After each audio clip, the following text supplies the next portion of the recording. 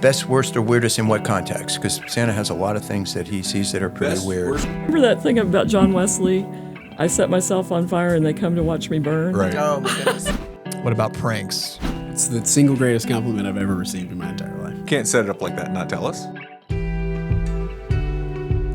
This is Pod Strangely Warmed, a place where we tell the good Methodist story, where we have conversations that invite followers of Jesus to seek after that loving, just, and free world that God imagines for us all, and have a little fun along the way.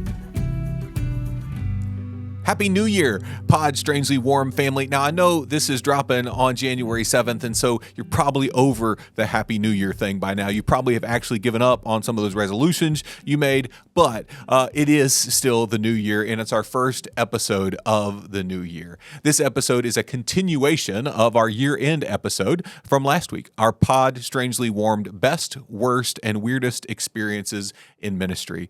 Just like last week, we hope you laugh. We hope you maybe cry a little bit at the really poignant moments, but more than anything, we hope your heart is strangely warmed as we experience the best, worst, and weirdest moments from across the Horizon Texas Conference.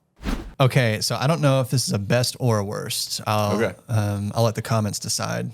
Prior to having the title Reverend, and I was allowed to be a little bit more fun as a youth director, we were on a mission trip one time, and we had this group of senior boys that had grown up in the church. They were really tight. They were great kids, good leaders in our youth group, and I thought, what better way to honor such great leaders and our young leaders in our youth group than to prank the heck out of them.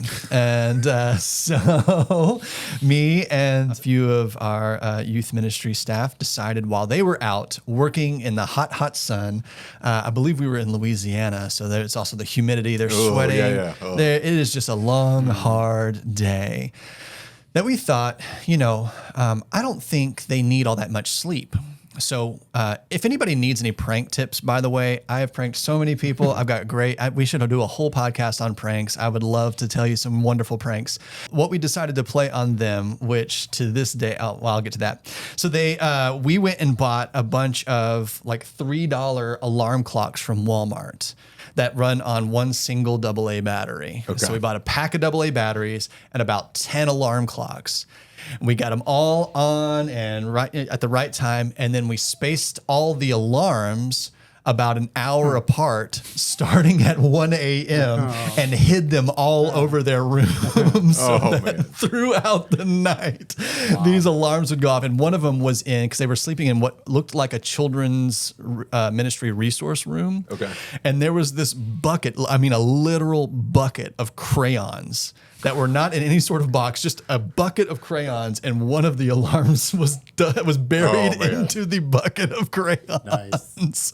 The next morning, they come in to breakfast, and they are looking around, and they know immediately who else could have done this. And so they're looking right at me, and I'm like, what? And so fast forward 10 years later, and one of those students comes back after college and all this stuff. And what do I find in my office now as Reverend Johnny Brower? But an alarm clock, like a threat, just sitting on my desk. And I thought, that awesome. Stuck with them. I hope they played that prank on maybe some of their dorm mates or something like that. But it was such a fun thing that we still, to this day, as these kids are now, some are band directors, a few of them are pastors now themselves, we still reminisce about some of those times. And that's awesome. While it might have been very frustrating for them that evening, it is a memory that we all hold and laugh about still to this day. That's awesome. That's awesome. When do you think they caught on? Was it 3 a.m., 4 a.m.? Because the crayons could dampen the sound. Right? Yeah. Could. But they could also be radically frustrating. Where the heck is this thing? How do we dig this thing out? Yeah. There's no way it's in the bucket of crayons, is it? Right. So come see me for more pranking tips. There you go. I don't know if it's any of them, but it's pretty emblematic of me as a pastor. It was Sunday morning, and I was about to baptize little Rowan Graves, delightful little 2-year-old boy. And going into it, I'm like, I'm going to say Rowan Atkinson by accident, who has played Mr. Bean. And even though I've never watched a Mr. Bean thing at all, like Rowan Atkinson's in my head. Right. And big Arsenal fan, by the way, Rowan Atkinson. But anyway, I knew I liked him. I'm like, I'm going to say it. And I told the parents, I'm like, I think I'm going to say Rowan Atkinson by accident. They're like, don't worry, you won't do it. And of course, I'm baptizing little Rowan. And I'm like, Rowan Atkinson. And the mom's like, it's Graves. I'm like, ah. So like, yeah, that's good. That's good. That's me. Oh, hey, that's good. That is like my worst nightmare. Right? Is saying somebody's name incorrectly. I got someone's name wrong at a funeral. in front of church. Oh no! Oh no! No. I recovered, and I was able to throw it a little. I don't remember. But I paused, and I recovered, and this one person that was just like really upset with me. Like I said a line later on, and he started cracking up. I'm like, okay, I got the room back, so that's good. Oh, Yes, I love it. that's rough. Yeah, wrong. Yeah, wrong naming. Gosh. Yeah. It, it hurts me just hearing Yeah, it. it was awful. As Glen Lake staff, we were given some instruction at the beginning, like, you know, you can't just do your own communion, for instance. We don't do, and you don't baptize people, you know, Right. you know. And so we had all these instructions and stuff. And I remember being in chapel one day, and this well-meaning high school girl had been asked to get up there to speak on something, and then she said, and I'd just like to invite everyone down who wants to be baptized right now. And you know, we're all just looking around like, I don't know, I'm 18, I don't know what I'm supposed to do in this moment. And she took a bottle of Deja Blue and she just squirted the whole railing. So I think Jesus is definitely, he was there, he saw it, he understands the spirit of it. And And then somebody piped up from the back. Remember your baptism and be grateful. That's right. So I'm traveling from family fun night to family fun night to family fun night. It's kind of a bummer because I only get to be any one place for like 15 minutes maybe. And so I get to see little bits, right?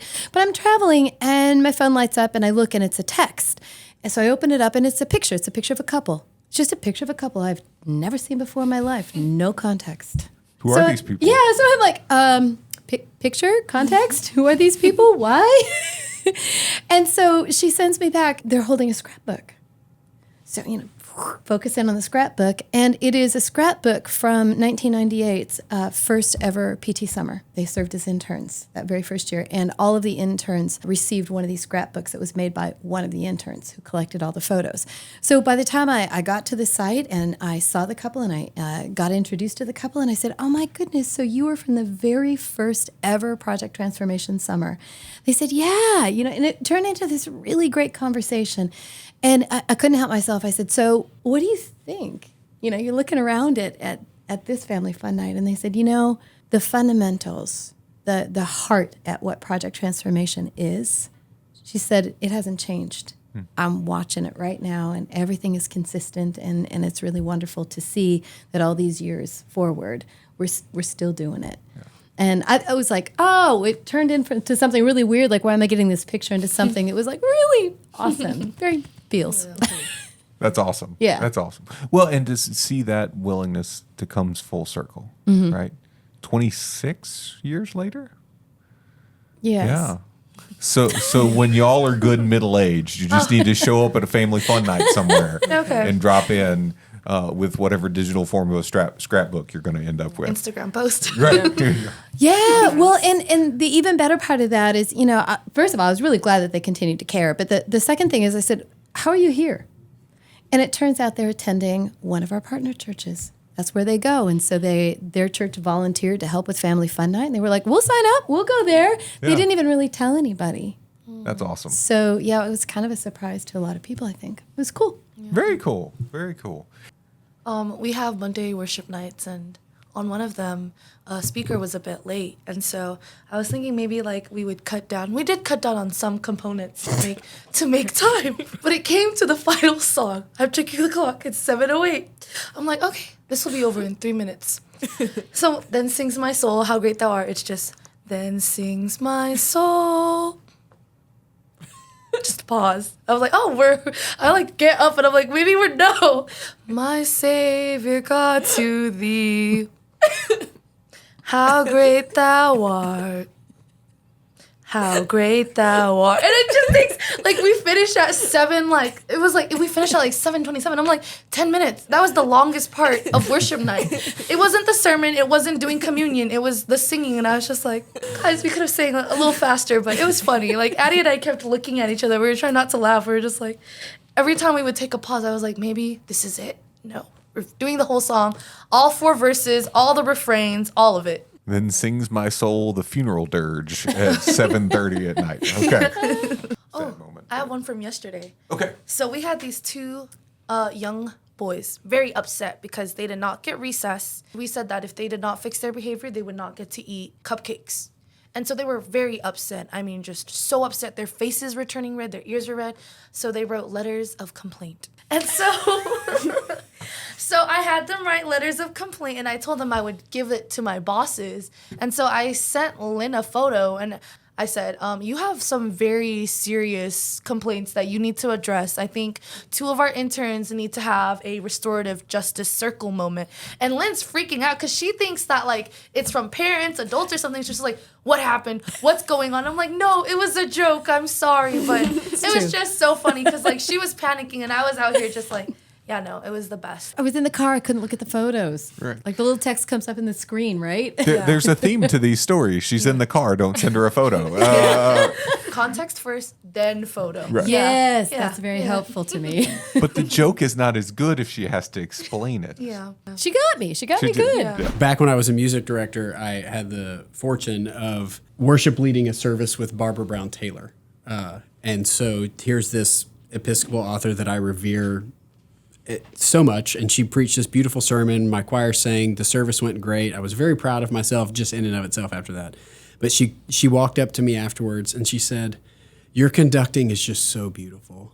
I wish I could put you in my pocket and take you everywhere to conduct every choir I go with. And I mean, I could have melted in the moment. It was just like, I can die now. Barbara Brown Taylor wants to take me on the road with her as a musician. So that's the best. In her pocket. In her pocket. Little iffy. Yeah, so a bunch of folks from our conference got to be part of my best moment in ministry pretty recently here. So in July, we had United Methodist night at the ballpark. And I told the bishop, I didn't think I would get to go all the way down there to the field with them. I had Mrs. Signs prep to be our photographer and videographer. I was just sort of waiting for the moment when Rangers staff would say, you stop here, you're not throwing the first pitch. But they let me go all the way down there. So that was personally a really great moment. But also just to see the bishop out there, to hear everyone cheering, and to get to share. We always talk about outside the walls of our church. Yep. That was a great moment, and it had come about from kind of just a passing comment from the bishop saying, this was the week after the World Series win. He said, all right, I want to throw a first pitch at the Rangers game. And we all kind of went, okay, sure.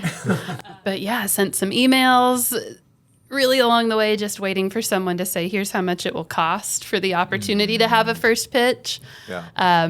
So to see it come to fruition without a price tag associated was just one of those, I sort of didn't believe it was real until it was happening. Yeah. And I told him as we were walking away from the field, I never got to do this even working with President Bush. So it was a pinch me moment for me as well.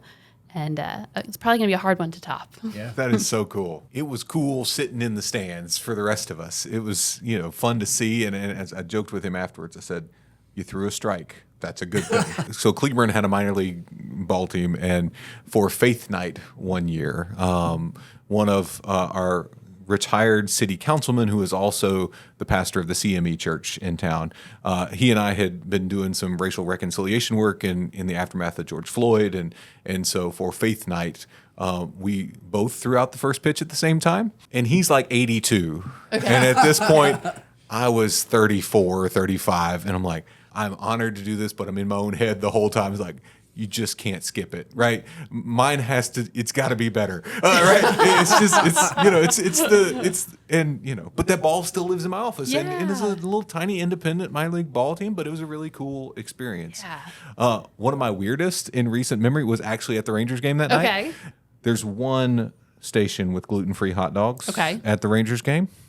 And of critical note, it was completely opposite the section where all of us were sitting, right? Naturally. And so I'm continuing the journey around to get the gluten-free hot dog. And after I get that, I'm walking, April and I are beginning to walk back. We see two clergy friends of ours sit, and people we hadn't seen in a long time. And we begin to walk toward them. And one of them I catch one of their eyes, and they kind of have this, they were associate pastors at one of our largest churches that had disaffiliated as a part of the process. But just the oh no look on their face. And so we had a good 10-minute conversation. I'm like, y'all know this United Methodist night? You're like, yeah, we bought tickets 3 months ago before we figured out that was announced, because we're also big Adrian Beltre fans. It was also Adrian Beltre jersey night. And when we found out, we kind of like, do we not go? Do we sell it? We've told the boys we're going to go. What do we do here? And I said, well, from now on, if you want to avoid more of these conversations, avoid sections 124, 125, and 126, and you should be good. And so they didn't come to that side of the ballpark, but it was kind of a fun little moment, and lots of wonderful and weird all in the Rangers game. I was going to say, we had a fun coincidence as we were walking the tunnel down to the field. The gentleman who was singing the national anthem that night turned and was like, "Oh, you're Bishop Sines, right?" And Bishop Sines is known, but I didn't expect someone to identify him on site there. Well, he turned out to be a member of one of our churches as well. And we had actually pitched the idea of, hey, if you need, thanks for letting us do the pitch. If you need someone to sing the national anthem or sing during seventh inning stretch, which the Rangers did not respond to that continued ask from me. But it turned out very cool. Without our planning it, the national anthem was sung by one of our United Methodist members. Huh, nice. So, yeah. Nice. That's really cool. It's meant to be. Yep. Yep. Well, if the Rangers want another one, I'm happy to throw my name in the ring. Yes. Right. I'll throw out the first pitch anytime. My worst isn't necessarily within ministry, so we'll call it that. So when I used to work at a summer camp, and as the videographer, I was the video guy. Everyone knew me as that. No one knew my name. I was the video guy. But every once in a while, one of the older counselors would come and ask me to tell a ghost story, essentially. And that was one of my favorite things to do. And I grew up going to summer camp and hearing all these ghost stories, and had developed a few of my own. And so I went to this senior boys' cabin to tell a ghost story. And I told the whole story. Some kids fell asleep, whatever. But there was one kid that, as I'm walking down the steps to leave the cabin, the counselor comes out, and this senior 18-year-old boy is bawling his eyes out because he's terrified of the monster in the woods. And I have to go back up and tell him that I made it all up, and this is a dumb story that I was told in a different camp in another state. And I had to, it was the worst, but also the weirdest, because I was like, you don't believe this stuff, right? Like, this is crazy. But yeah, that was a weird, worst moment, but I think it's a hilarious story, so I have to share it. I have another one to stop recording it. Now, based on what you said, to make you feel better. Do you want to tell it? No, I do not want to. I am a new pastor in a county seat. I've been there all but 2 weeks, and the county fair is going on. And every kid in our congregation had an animal at the county fair. This is a big deal in small town. So I go out, learn about these animals. The next year, after I've built some relationships, I go back out. Colby is not showing pigs like his big sister. He is showing goats because he wants to be different from his big sister. So I try to craft a conversation with 6th grade Colby. And I say, Colby, tell me about your goats. Do they have names? No. Do they come when you call them? No, they're stupid. They don't do that. He's telling me this and all this. I said, well, Colby, what's the difference between that goat and that goat over there? And he said, that goat would be a sheep. That's when I knew I was out of my element. Yep. I remember the first time I went to a cattle auction at the invitation. I'm like, I'm not going to breathe or move. The cattle keep running through, and I have no idea You know, Yeah. it's like, who bought it? Nobody seemed to, you know. Yeah. But I'm like, I'm not blinking because Right. Because you don't know when you might go home. no, I with don't the have cat, right? $1,500 or whatever it is to pay for. Yeah, the backyard of the parsonage is not big enough for cattle. So, Tom, did you have anything that was best or worst or Unique. Okay, perfect. We had blessing of the animals, and I'm thinking dogs and cats and things of that nature. Well, it goes on. We've blessed all of this, and then someone brings these rats that are about that long. Pastor Tom, will you bless my pets? Okay, let's just leave them in their boxes, and we'll bless them from afar. So we got through that, and then someone said, well, Pastor Tom, I've brought my pet snake. Oh, I said, how about we're going to leave that there, and this will be a blessing from a distance. So, yeah. Now, did they bring it that way just to mess with you? I don't have any Or idea. did they genuinely want their They wanted their pets, their animals blessed, Okay. and we blessed them. Yeah. Yeah, I think mine is probably in between the worst and the weirdest. Okay. Somewhere in between. It's a good that. start. Yeah. When I was at the village, after we launched the ministry, that first or second year, I can't remember, but we had a fall festival on the parking lot around. It was in October for like the Halloween season, and the kids wanted to play basketball, of course, and we didn't have basketball goal, but I had one at home. We said, let's go to my house and get that basketball goal. And we'll bring it back, and then when we're done, we'll take it back to my house. So we did that, and we laid it down the truck bed. Her and I think her son was there as well. And we tied it down real good and make sure it wasn't going anywhere. Got it back to the church. Had a lot of fun playing basketball with the kids. As the night came, it was time for people to start going home. And it's always that part where you got to clean up. And a lot of people want to do what? Go home. And so a few of us were left behind to clean up all the parking lot stuff and throw all the trash away. And it was time to do something with that basketball goal. And I was tired. We were all tired. I said, let's just stand it up in the truck bed. And I'm going to sit on it. And my weight will keep it secure. Great idea. Great idea. I never forget the associate pastor said, I don't think so. I think that's a bad idea. I said, no, I weigh enough. I'm good. I'll just hold it down. Let's just do it. And she was adamant not to do it, but I was like, no, we're gonna do it. So she's driving. I'm sitting on this this basketball goal, which is straight up. Oh, you didn't even lower it? On the base? You didn't lower it? We lowered it down to 7 feet. Okay.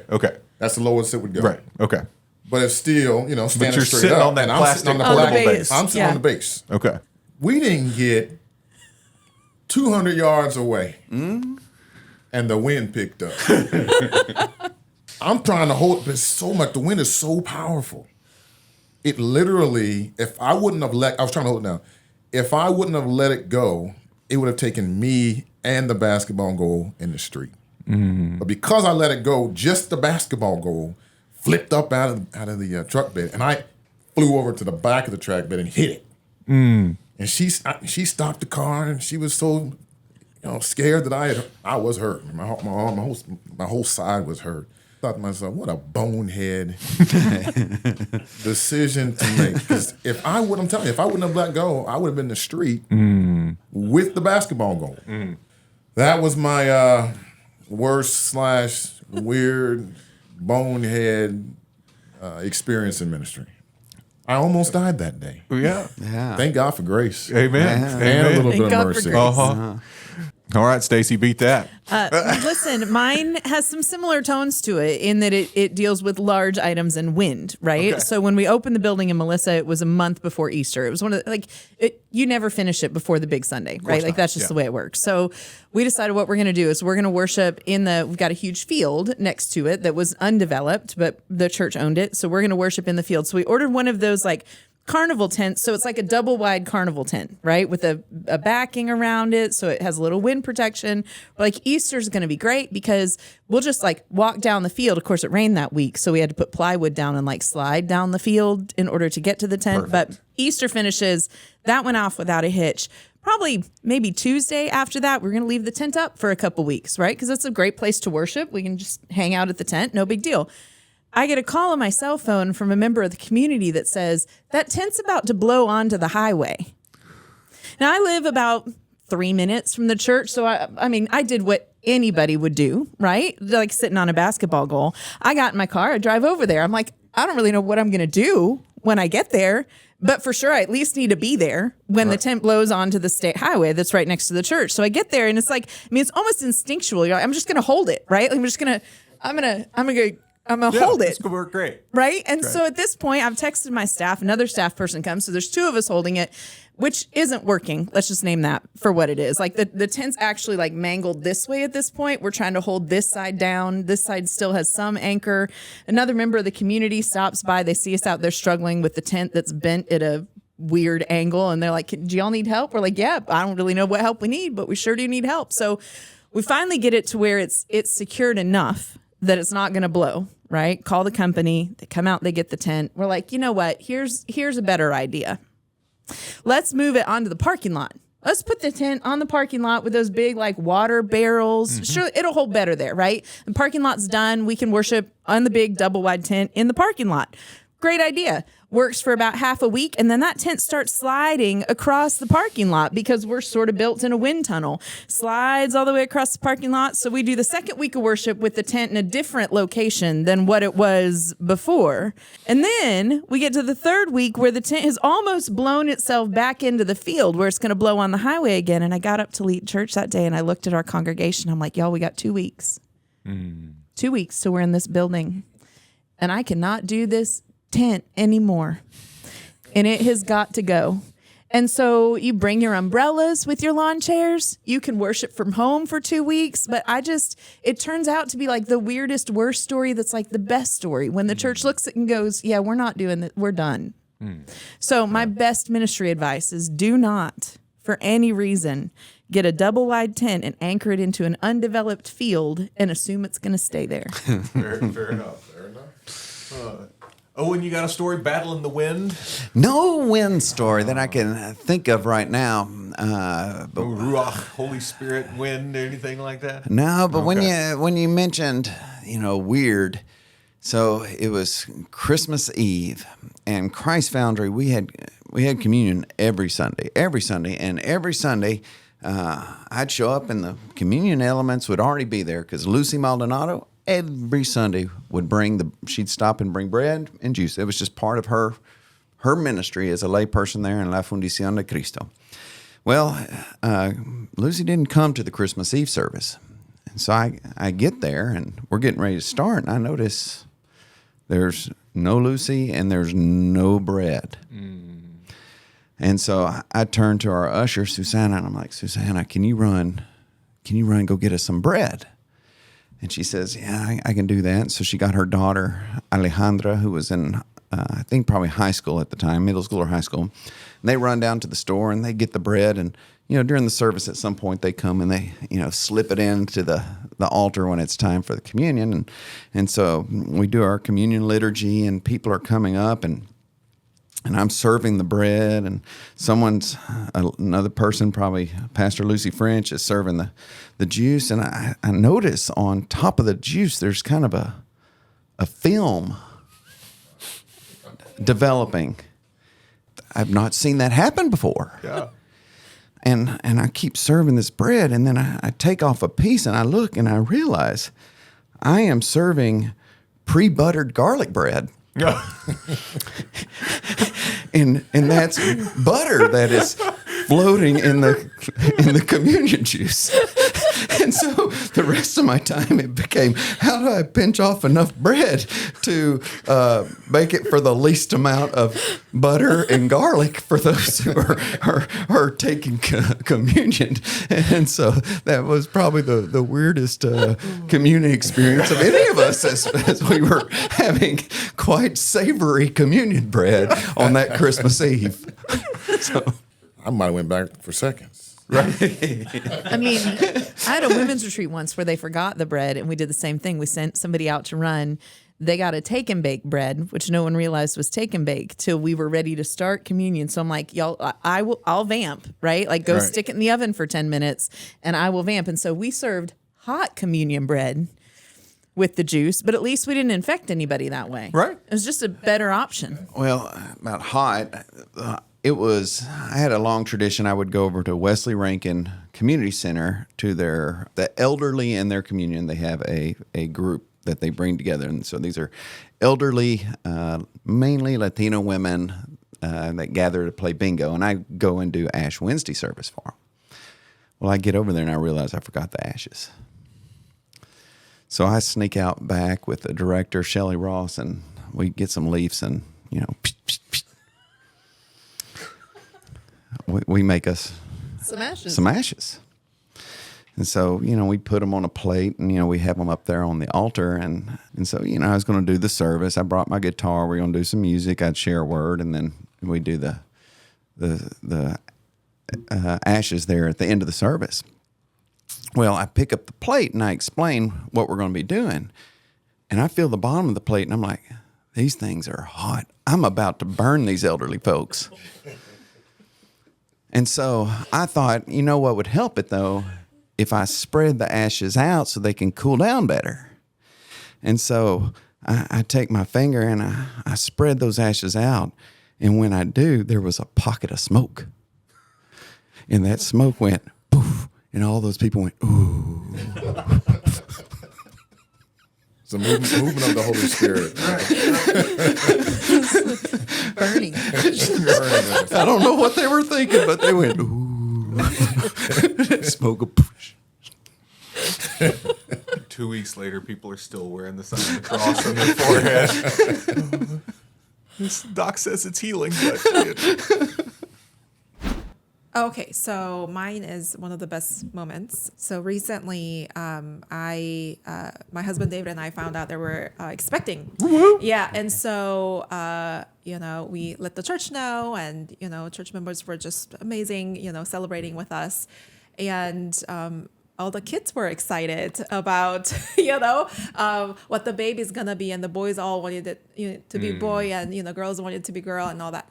And I got to run into this little boy in one of those Wednesday night, practices. Mm-hmm. And so the mother was like, "Oh, did you know that Pastor Danielle is expecting? She's gonna have a baby. What do you think it's gonna be?" And he was like, "Oh, I don't care if it's a boy, girl. Like, I just want, So like, he was just excited. And I said, I really need a lot of prayers. Would you pray for me? And I just expected him to say, "Oh yeah, of course, I'll pray for you," or whatever. But he all of a sudden broke out of this beautiful song that he just learned that goes something like, God is above you, behind you, beside you, and just beautifully singing in front of me, blessing me. And that was such a beautiful moment for me to be blessed and prayed by such a young disciple in our congregation who's pouring out love. And so that's one of the best moments recently. It's amazing. Yeah. Very cool. Yeah. Congratulations. Oh, thank you. We're having a girl, so sorry. But boys, you're disappointed. Yeah. That's just the way it is. Yeah. I'll tell one that was kind of humbling, and it happened a lot of years ago when my son was quite young. You know how in many of our churches we have alarm systems that have motion detectors, right? I was always third or fourth on the list if you got called in the middle of the night. But I did get called one night and went down to the church about 2 a.m. and we went into the gym, and we have armed police everywhere looking, and it turns out it was a Mylar balloon that got caught up in the rafters, and then as the temperature dropped, it came through and set off the alarms. So every time something like that happens, what do? You make a new rule on the board of trustees, right? So new rule, no balloons. Fast forward 3 months. My son is probably 3 or 4 years old, and we used to have this parents' night out on Friday nights. So they were in the nursery, and they were watching movies and eating pizza and whatever. We came to pick them up, and they handed balloons to everybody. And right outside the nursery was a parlor with a big pitched roof, and all the kids are walking out with their balloons. One of the kids let their balloon go. Turned out to be my kid. And so this balloon is sitting up top, and I knew I wasn't getting the call that night if that balloon came down in the middle of the night. I can't believe I'm telling this. Our janitor had a BB gun because we had a bad pigeon problem. I knew where the BB gun was. And I thought, I can't get up there with a ladder, but I can shoot it with a BB gun. I was a young pastor just out of seminary. Yeah. So I walked down a dark hall, went to go grab the BB gun. I started walking back down. You know, when you know the church really well, you don't turn lights on, right? Yeah. Right. So I'm walking down the hall, and the exit light is behind me. So all you see is a silhouette of me walking down the hall with a gun. I'm looking down the hall at all these parents coming out with their children, and they're diving into places. I got scared for them, man. so I ran down the hall towards them. Did not make it better. By the time I got there, all these parents who go to the service that I preach at see me standing there with a BB gun. Oh, wow. Yeah, it was a humbling moment. Oh man, Is that a worse or a weird? Yes. Yes.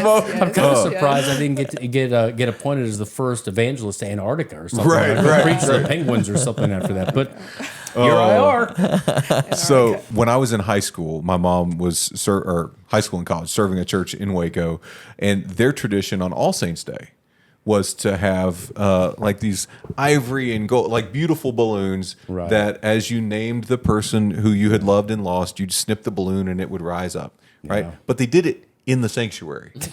and so, 30-foot ceiling, big, beautiful thing. The balloon, I mean, symbolically it worked. One year they got like bougie balloons and the helium never came out of them. And so I'm sitting in my mom's sanctuary on Saturday afternoon with the BB gun, trying to shoot the balloons out of the ceiling. Cogdell Memorial United Methodist Church in Waco. If there are dings in the ceiling, I'm sorry. I'm glad to know I wasn't the only one with that idea. Right. That makes me feel better, Daniel. I appreciate that. But we were the only people there. We made sure we were the only people around. And because I wasn't a very good shot, it took more than it needed. But that's awesome. You got something, Ruben? I got a lot of really great movements in ministry, but my first Sunday of my church plant in Rio Grande Valley, I saw my future wife sitting up in the we were in a movie theater. Okay. So up there, and I know the rules. You shouldn't date church members and things like that. But that was a pretty significant moment because from then we've been able to do some pretty great ministry together, and it's helped influence and support me in the work that I've been able to do, and now get to raise 4 children at home that we absolutely love and get to nurture. And so, so I'd say that's set kind of a different trajectory. Did you walk up to her in the movie theater and say, "Okay, I'm really glad you're here. You're going to have to go to a different church." Yeah, right. I did, and I didn't. I was too afraid to do that. So Like, don't take this the wrong way. I'm going to need you to go to a different church. Yeah. But that was a really good moment, and then I would piggyback that on that line, getting to baptize my 3rd son, which was pretty cool. So, but a lot of really good moments in ministry. Of course, the weirdest ones happen at youth camps. Yeah. Oh yeah. And so I was a youth ministry for 6 years, and so my favorite weird was when all of our boys had their toilets saran wrapped by the girls, and so at 2 a.m. when one of the boys went to I don't know if this is appropriate, but he went to the restroom, you just heard screaming. So here I am jumping out of my bunk bed, running around like, what's going on? And here's this poor kid, there. So that was weird. He still tells that story too. I'm sure. I'm pretty sure he does. So that is pretty weird. Yeah, but there's more where that came from with youth. Always. Ruben, my wife. So you met your wife at your first Sunday there, right? And saw her. My mother-in-law, and her and my wife's baby sister were on the hiring committee for me when I went to go to youth ministry. Karen and Amanda went home and were telling the rest of the family about the candidates who they'd interviewed. And Karen said, "Well, I'm pretty sure I know who's going to get the job." Well, Alice, who is my wife now, was a youth sponsor, and she wanted to know all kinds of things about this person. And Karen began to tell her. And Alice thought it is not appropriate for a 22-year-old to be our youth director. And she actively campaigned for me not to get the job. We met on December 8th, 1996, and she'll tell you today that after we met, she's like, On my birthday. Okay. That's my birthday, December 8th. So. Oh, well, it's a good day. Yeah. It's a good day. Yeah. I'll remember that forever. Yeah. So yeah, she actively campaigned for me not to get the job. Oh, wow. I have to remind her about that every time that a bishop calls and says, "Have I got an opportunity for you?" There you go. Right. Oh, That's awesome. That's awesome. I actually have a story Cool. from the conference. I don't know if it falls into this category, Just but tell it. I'll share it. I'm at the laity event for the unifying conference that we just had. And as I was, I'd been working with all of the name tags and registrations, and I saw a name that looked really familiar. And it was a unique name. So I was like 99% sure that this person was the person that I thought it was. So I'm at the laity gathering, and this person walks through the door, and I'm confirmed, yes, it happened to be my previous boss who hired me at one of the universities that I worked at. Oh, very cool. And so I can see him looking at me. We made eye contact. Now, you also have to keep in mind that at the time when I worked for him, I had really long hair. I have no hair now. So I could see the recognition in his eyes, in his face, but he wasn't quite sure. So I walked up to him and I whispered to him, I arranged your retirement party. And he immediately recognized me. And he's like, he's still confused. He's like, do you live in Abilene? Right. And so I got to tell him that I'm now a member of the Horizon Texas Conference. And it was just beautiful how I had come full circle in, starting out 6 years ago working for this individual. And here we are meeting again at the Horizon Texas Conference in Abilene, Texas, of all places. Very cool. I know you said you're not super familiar with the United Methodist Church. In Hollywood, there's the 6 degrees of Kevin Bacon. I think the United Methodist Church that works that way. There's the 6 degrees of John Wesley, right? You can, from one United Methodist to another, you can, if you work through 6 degrees, you can go, I know so-and-so who knows so-and-so who knows so. You can find those connections. Well, I did. Very good. It's beautiful.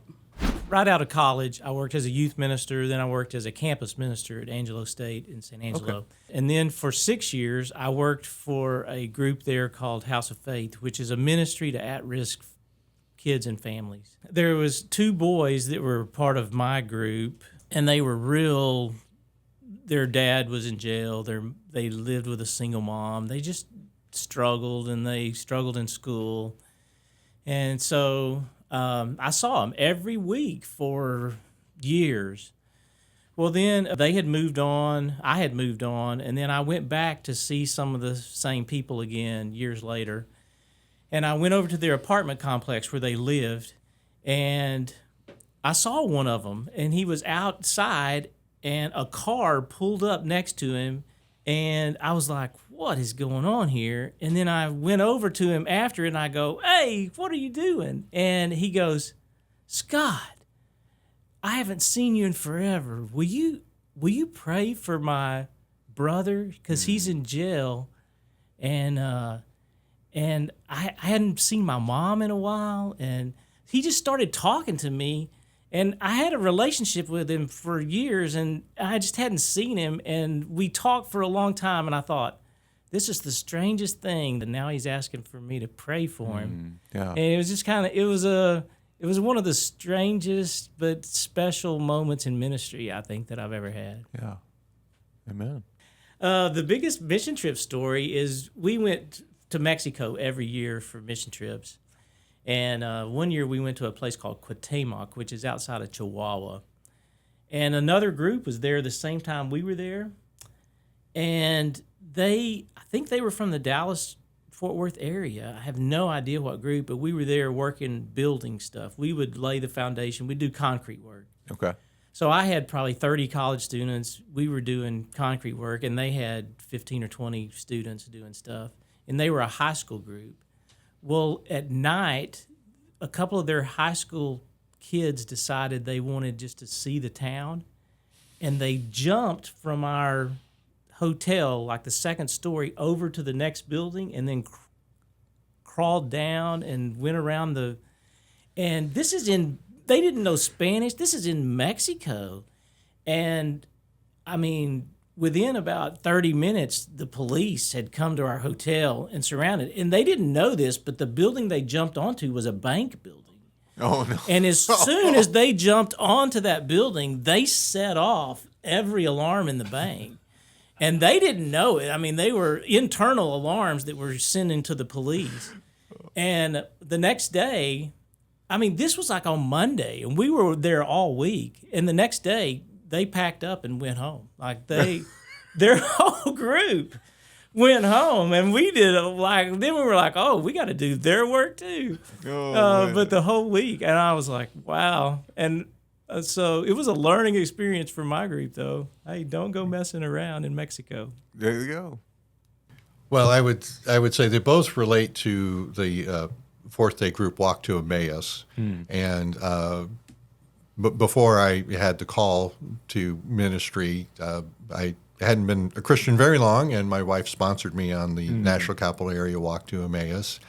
And it just was a remarkable weekend, and I had no idea how alive God was and how much God wanted to connect with people. It just really was kind of daunting. I really probably wasn't prepared for it because I hadn't been a Christian that long, but at the same time that I was starting later in life, I needed that jump start. And then a few years later, when I was near the end of my seminary degree pursuit, I had the chance to serve as an assistant spiritual director on Walk to Emmaus for a woman's walk.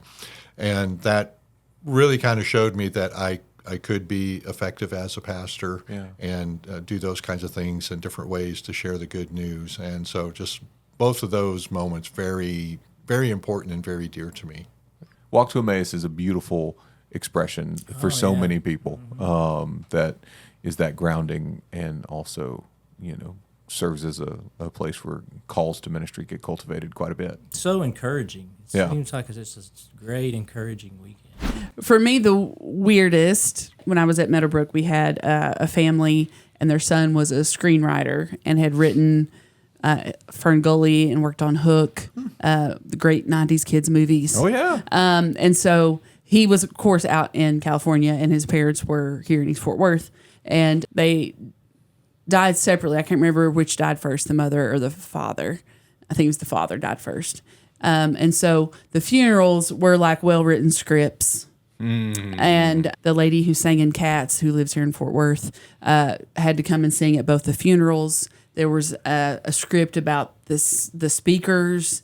They were 2.5 hour long funerals. And I'm kind of a new pastor at that point, but those were kind of, we had like set design going on with skis and Boy Scout stuff. And it was just fascinating to see how he had worked out these funerals in his mind. But, we did it to do his mother and his father both justice. And I knew, well, once we get the mom, once everything is squared away for her, like, we're going to have a limit on length of time for funerals. But yeah, it was. You're going to need a director who knows when to say cut. Exactly. So that was a lot of fun, but weird. And I've never had that experience again. And I hope I don't. And she didn't even wear the cat's costume to come and sing, but she had a particular degree of tea that we needed to have for her from the church kitchen. As one does. So, Yeah. her rider. Nice. Singing at the funeral. Do you have a funeral rider? Yeah, no, we need one apparently. It's like, man, I was a funeral singer for like 4 years and never had. You did. Now you know. David Ryder, college-age Daniel should have known. Well, so many great and amazing moments, and of course, the ones that stick out are the ones that were most embarrassing. Sure. So I think one was for me when I was in high school. But was kind of had maybe that nudge that ministry was the thing, and the Christmas Eve midnight service, singing in the choir, wearing choir robes, time to come down for communion, which involved negotiating stairs, and I was a little late, so I didn't get my robe, and it was a little long, and I managed to catch it, being a very awkward human being, and proceeded to fall down the stairs and took 4 choir members with me. Oh, jeez. So that was great. A night to remember. A night to remember, yes. And then I think the second one was the very first time I ever applied ashes on Ash Wednesday. Oh, yeah. And so thank God the children's minister's coming forward, because I realized at that moment, I've never done this. And in seminary, I remember the liturgy professor saying, go big or go home. Right. And so I was like, I'm doing it. So she gets here, and I make the sign of the cross, and it was really dry, and it was just. This is like ashes to ashes, dust to dust. Cindy, I'm so sorry. You really have to go wash your. It just looks like you've got blackheads, and I'm so sorry. So, it was, it was a humbling moment. That's good. Yeah, I've been a lot more particular about that. So it's just one. Thank you, Cindy Best. God bless you for your grace. Was that Mark Oh, and her Staub? dad was a DS. So it's Okay, great. Yeah, worked All out good. really Even better. nicely. Even better. Yeah. It was Mark Staub. Go big or go home. Yep, that sounds like him. Mark Staub's "Go Big or Go Home" on baptism was like instrumental for me for a while. Like You're gonna get wet. Yeah. Same. And we'd have, at that point I was an associate pastor at a large church, and we'd have confirmation Sunday, and there'd be 25 kids getting confirmed, right? And each one of them's getting a full hand of water on the top of the head, and then she's like, "Shh." You have the pitchers to refill. The floor is wet. What happened here? Like, hey, we're baptizing properly. Going big or that's going right. home. That's what we're doing. That's right. I've got a ton of stories, and I'm gonna do a best one because we're here with like youth leaders, since I think it's important. So a couple of years, I don't know, some years ago, some kids who are now they're young people, and they are in college. Some are in the military, and they've moved on, past high school. They were in our CYLP and were set to lead midwinter, and we only had 5 kids that year for this particular midwinter that were supposed to be leading, and it was 4 boys and 1 girl, and the one girl was a girl who will like take care of everything, right? She's like writing the list, making sure all the things are getting taken care of, and then the boys are just like they just are there for a good time, and they're great, they're great leaders. I'm so proud of who they are, but like they're not necessarily the ones who are like gonna make a list and make sure that it's taken care of. Well, the girl got COVID right before midwinter. And so these boys were sitting at Bridgeport looking at him like, all right, guys, what are we going to do? And it was amazing to watch how quickly, without this girl in their group, how quickly they were able to just like, all right, guys, let's rock and roll and do this together. And it, to this day, is my favorite midwinter experience. Oh, nice. It was just so cool to watch these young people just come together and like hold hands and be like, all right, we don't have our friend here, but we're going to do this together. It was very awesome. That's I love awesome. it. Yeah. Very good. Yeah. I'm gonna make I'm gonna say best. Awesome. Moment. It's a little sappy. Good tears this time. Okay. I was having a really rough time in my life. My dad had got hospitalized for COVID. I remember going to Bridgeport after that summer, and then I think I lost somebody. Like I was having a really tough time in my life. My youth pastor was there. It was one of the people at the time directing the camp, and I was sitting at the back row. I always go for the back row. I was sitting there, and then my youth pastor, we were listening to a song, and usually Friday, like the last day is the most like it's more. You think a little more. We asked the toughest questions on that night, on Thursday night, And I was sitting there, and I had somebody tap me on my shoulder. And growing up in a church where I couldn't have for the first couple years of my life, I was Catholic, and having that communion was very sacred. Not everybody could have it. I never could. My parents could, but I couldn't. I loved that every first Sunday of the month I could have communion. Yeah. And he tapped me on my shoulder. He said, "Hey, would you like to serve communion?" I said, I never have. Can I? I was like, I'm not a pastor. And he's like, you sure can. He says, as long as you have hand sanitizer. And so, and so gave me some hand sanitizer. I got in my little corner, and we served the Hawaiian breads, the big loaves, and just be able to tear off a piece, and just hand somebody and name every single kid in the eye, for instance, Jacob, this is the body of Christ. Given to you. Be able to say that really impacted me and really shaped my faith journey. Awesome. So imagine staring at this, crying and giving out bread. That's the best story I have. That's awesome. Yes, sir. Amen. Now I got a serious question. Yes, sir. As a certified communion server. Yes. How much Jesus were you giving to people in the midst? Because So that King's Hawaiian tears off in big hunks. So I'm gonna be honest. I go for a medium-sized quarter piece. Unless you're in my cabin or you're one of my friends and I know you're hungry, you get a. Then you're like piece. half. Okay. Yeah. Yeah. JC's but always also, get a little extra. And I'll say at the end, if there is any extra, I am the go-to guy, and I will eat the rest. Okay. You will take care of it. I will help you out. I will Gets the job gladly. done. Yes, sir.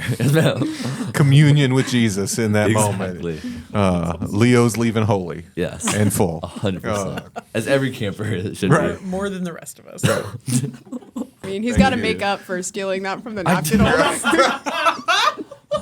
That's what the second me and Haley saw. We were like, so that's from the table. So I think I'm going to go back to my St. Luke days. So Pastor Holmes is a great singer, has a great deep voice, wonderful preacher. And he was out one Sunday and I was preaching. It was Communion Sunday. And if I'm remembering correctly, I think there was also a baptism this day. So we were like doing all kinds of things this day. In the baptism moment, there was a lady standing with a baby in the aisle, and she didn't come forth for baptism. And we kept asking if there's anybody to come forth. And I kind of looked over, and I'm like, "Is that you? She's like, no, just standing in the aisle holding the baby." I'm like, "Okay, that's fine." At the end of communion, Pastor Holmes had this way of saying, "Let the church say amen," start singing amen. I am not known for singing. I cannot carry a tune in a bucket. And for some reason, the Holy Spirit just came over me this day, and I said, "Let the church say," and hit it on the note. Nice. And the musicians were like, It was the Holy Spirit. hit it on the note. We carried it all the way through, and the musicians were cracking up, and I felt kind of good about myself, except I was like, "Why are you laughing?" They're like, "You got it, you got it." So, it's good. Yeah. And I love it when the Spirit pushes us to do the thing That we're not. Like, I'm not sure I want to do that. Yeah, when you're in grief, you have to have moments of laughter too, and have to have a sense of humor to make it through. But we were doing a Blue Christmas service, I believe it was year before last, and we were filming it. And there's a part in the service where I have about 100 candles on a little tiered rack, and I ask people to come up and light a candle, either in memory of their loved one, and then they take it and burn it during the holidays, or they can just light it to represent the light of Christ coming into their lives at a dark time. And so it's a very sacred, holy moment. Yeah. And that's always when you mess up, right? I was wearing this blue sweater that kind of had some fringe on the end, and I was handing people their candles as they were coming up. And then one of these times I handed a candle and I looked at my whole sleeve was on fire. Oh, no. Now, I wasn't hurt. It was mostly the fringe part that was burning. I mean, it looked like a toasted marshmallow, but it had a very good flame for a minute. And then I put it out. And so for the rest of the service, I kind of inched up my blouse and was kind of not letting it show. I found out later everybody saw it. So what was funny was usually we put it on Zoom, but not that many people watch it. Well, this year we got like record attendance because everybody said, "You have to go watch when Dawn sets herself on fire." So they're sitting there at about the 15-minute mark. Woo! So anyway, I'll never live that down, ever. Pastoral inferno goes viral. Yes. And I thought about the John Wesley story about I set myself on fire and they come to watch me burn, because they did. Hey, sometimes in the midst of grief, we just need to really laugh, do. Yes. and your arm's okay. Let's Yes, make it that didn't clear. even hurt. It was just embarrassing. I was trying to hide it. I think recently my best moment in ministry has been the Jen Hatmaker event, no doubt. That was beautiful, but it wasn't because it was Jen Hatmaker. It was because I watched so many of our congregation come out of a cocoon that they didn't know they could ever come out of. And so for me, that recently, the crazy part about that, Daniel, I have when you ask me that question, I can think of 5 of those. Okay, yeah. So that's probably my newest one, is to say, you know what, watching them come out of this cocoon of, I didn't know I could stand and have a voice, and not just have a voice, but my voice would matter. Yeah. And that has been the coolest part. And so that, for me, just sitting back watching that was probably one of the most incredible moments of ministry. I loved that. Very cool. Yeah. Very cool. That's awesome. Yep. Weird. I think in ministry, we always have weird moments. For sure. For sure. I think we have weird moments. Weddings, funerals, everything in between. Yeah, I think when I think of weird moments in my life, I think mostly just awkward moments. Okay. But I think hospital visits Okay. are always the weirdest ones for me. You know, I mean, I've been hit on by patients. I've been flashed by patients. And so I think those are probably, and that happened to me not long For ago. sure. So that's probably one of the weirdest and oddest things that have happened as of recently. My husband laughs and he's like, I get in the car and he's like, so tell me the story. What happened today? Right. So those are my ministry moments. You go to pray with someone and you walk out traumatized a little, but it's good. It's good. Those are the weirdest moments. It's been known for me. to happen. Yeah. Oh, that's For good. sure. I'm the youngest clergy, and it's the year before I'm ordained. And so sometimes I just kind of feel like they were hazing me, you know, like you're like, is this really ministry? So I had the congregational care phone, and it was my turn. For some reason, I had it for like a month. Like we were doing month long, which Whoa. I mean, nobody calls the emergency number. It was only a month long for you. Everybody else was trading week the by week. hazing. Yeah. So I'm at home, and I, you know, tend to think the better of people. And so I got this call, so I pick it up. And it's a neighbor because we're downtown. We have a lot of people call. And so this neighbor, I can't even remember his name. He calls me and he's like telling me this story. And my heart's bleeding. And he's like, I've got cancer and I just don't have any family left. And I never got married. And so I'm like, oh, he just needs prayer. Like, you know, I can't wait to tap into this pastoral responsibility I have of caring for someone. And so I'm like, so what can I do for you, John? We'll call him John. And he's like, well, I thought about coming to your church on Sunday. I said, John, I would love to meet you. You know, I'm just like, you know how you have calls or hospital visits that just like, you're like, this is why I'm in ministry. This man says, so in the next couple of days, I'd really like for you to think about a woman at your church that I should marry. And I said, excuse me, John. And he said, you know, I'm not really interested in going to the church, but I do need a wife because I've got some tools in my shed that I'd like to leave them. And I said, what? And he said, yeah, I've got a lawnmower and a hoe. And he's being so serious. And he said, I just think it would be a shame if I died and nobody got it. And I said,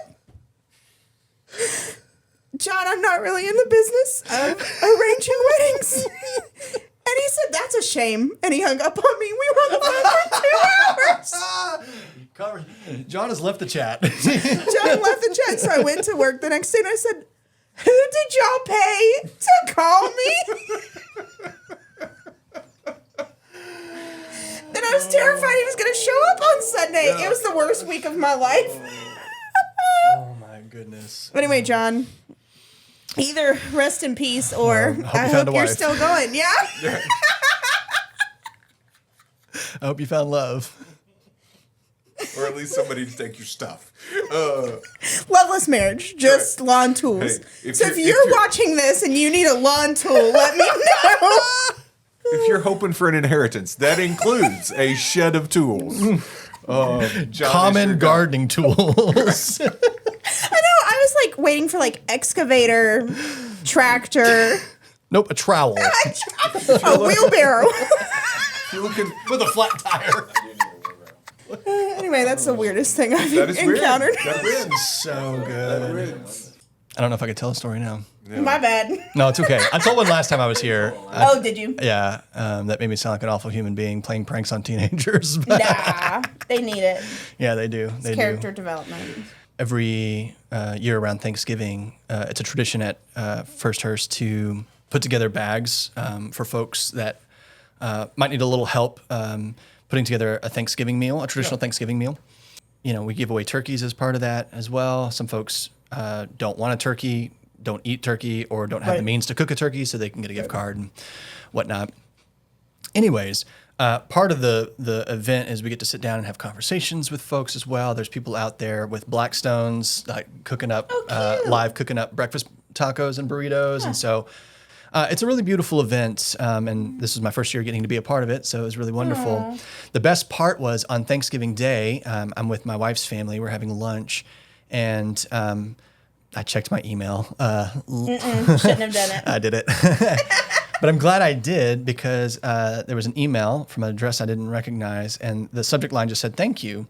And in the body of the email, no words, no signature, no nothing, just a picture of a cooked turkey coming out of the oven. And I was like, oh my goodness. And so I went and showed my wife, Holly, who is also our director of communications, and And she saw that and she was like, oh my God, she was so moved, and then was able to generate a conversation with this person over email, just saying, hey, thanks for stopping by, and glad you were blessed, and I hope you have a wonderful Thanksgiving, and beautiful exchange back and forth. Yeah. And there's a whole story behind that was shared that I don't think I could share here, but it just was a beautiful connection of blessing amongst our neighbors. And so I've never received anything like that, and was rewarded for doing something I shouldn't have done on Thanksgiving. That really did. That came out in your favor. It did. It really did. It was really redeemed. That's good stuff. That is not full license to do it from there on out. Yes. Every time I'm with Holly's family, I'm on my what's Johnny doing? He's checking church email. Checking email. Just in you case. never know when the blessing comes. Just in case, right. Just in case the Spirit enters the chat.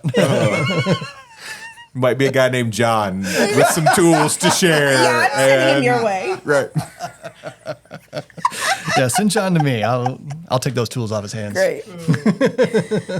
The first Sunday that I brought my daughter with me to church after she was born, I took 9 weeks off. I was really proud, and I was so excited to bring her to the church to show her off.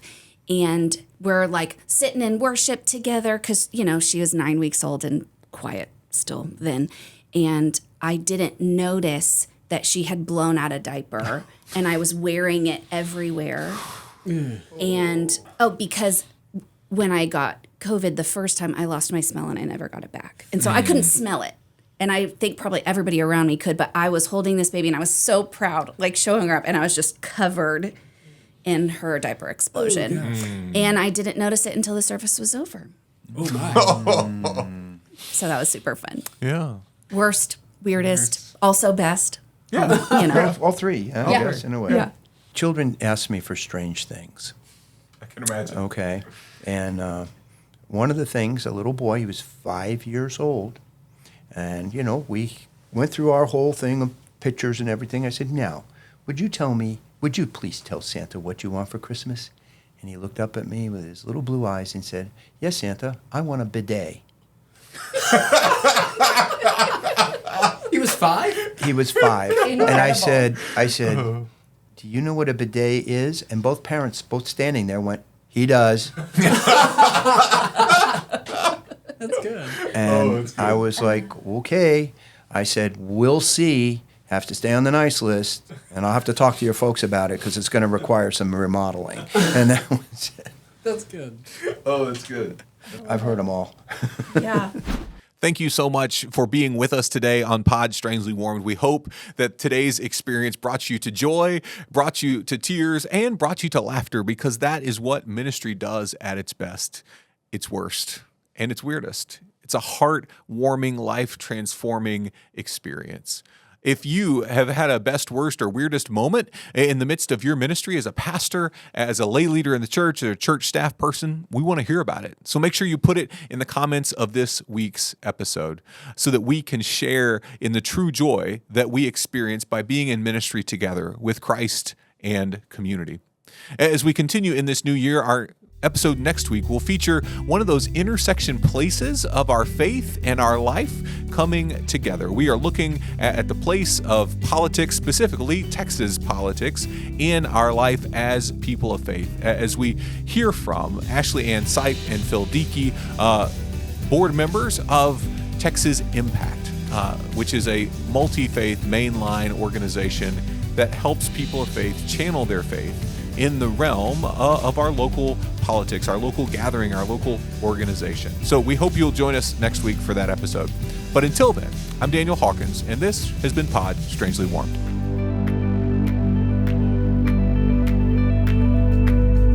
This has been Pod Strangely Warmed. If you enjoyed our conversation today, know that you can find us anywhere you find podcasts. On Spotify, Apple Podcast, YouTube, any and all the places, we are there. So if you want to continue the good United Methodist conversation that you've been a part of today, find us, like us, rate us, review us, and share with a friend so that the good news that is happening right here in our own midst can amplify even more. Interesting setup here.